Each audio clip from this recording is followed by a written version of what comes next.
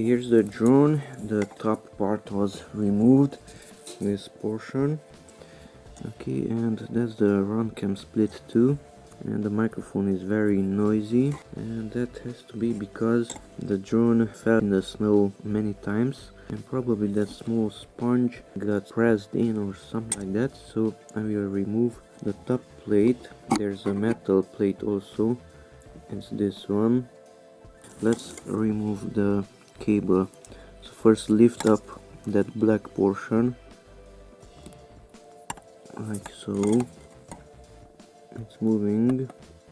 Okay, now you can pull out the cable, and now lift up.